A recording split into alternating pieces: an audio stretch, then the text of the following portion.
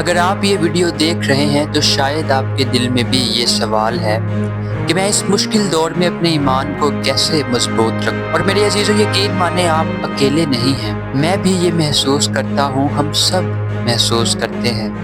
میری عزیزو، میرا ایمان ہے کہ یہ ویڈیو آپ کے لیے بہت خاص ہونے والی ہے، کیونکہ آج ہم اس ویڈیو میں یہ جاننے والے ہیں کہ ان آخری ایام میں کس طرح سے ہم اپنے ایمان میں مضبوط رہ سکتے ہیں۔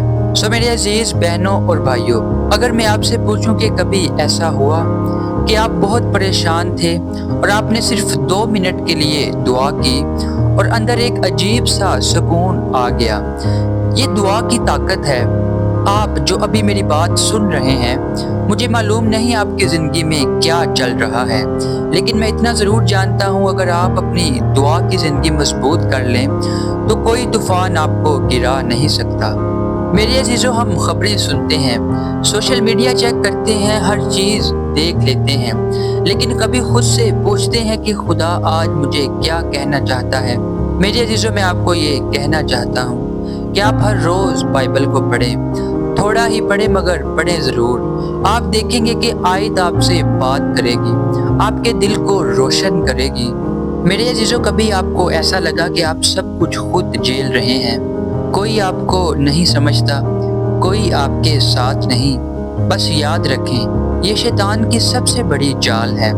وہ چاہتا ہے آپ تنہا ہو جائیں، کیونکہ تنہائی میں انسان کمزور ہو جاتا ہے۔ لیکن اگر آپ آج میری اس ویڈیو کو دیکھ رہے ہیں تو آپ اکیلے نہیں، یہ چینل آپ کی روحانی رہنمائی کے لیے آپ کے ساتھ ہے۔ میرے عزیز بھائیوں اور بہنوں، آخری زمانہ میں سب سے مشکل چیز پاکیزگی میں چلنا ہے۔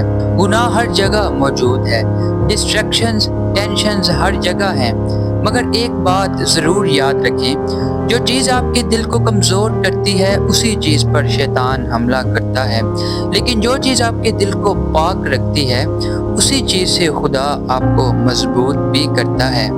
میرے عزیزو، کبھی آپ نے یہ محسوس کیا کہ دل میں ایک ہلکی سی آواز کہتی ہے کہ یہ نہ کرو، یہ غلط ہے، ادھر جاؤ، یہاں بات کرو، یہاں خاموش رہو؟ یہ اتفاق نہیں ہوتا، یہ روح القدس ہے۔ اور ان آخری ایام میں وہ شخص ہی اپنے ایمان میں قائم رہ سکتا ہے جو روح القدس کی آواز کو پہچانتا ہے۔ اگر آپ نے یہاں تک اس ویڈیو کو سنا ہے تو میں ایک بات پورے یقین سے کہہ سکتا ہوں کہ آپ کا دل خدا کے لیے بھوکا ہے۔ آپ وہ لوگ ہیں جو اندھیرے میں بھی روشنی ڈھونڈتے ہیں، جو کمزوری میں بھی قوت تلاش کرتے ہیں، اور خدا ایسے لوگوں کو کبھی اکیلا نہیں چھوڑتا۔ اگر آپ دعا میں مضبوط ہو جائیں، کلام میں جڑ جائیں، روح کی رہنمائی مانگیں اور پاکیزگی میں چلیں، تو ان آخری ایام میں کوئی طوفان آپ کو گرا نہیں سکتا، بلکہ آپ دوسروں کے لیے روشنی بنیں گے۔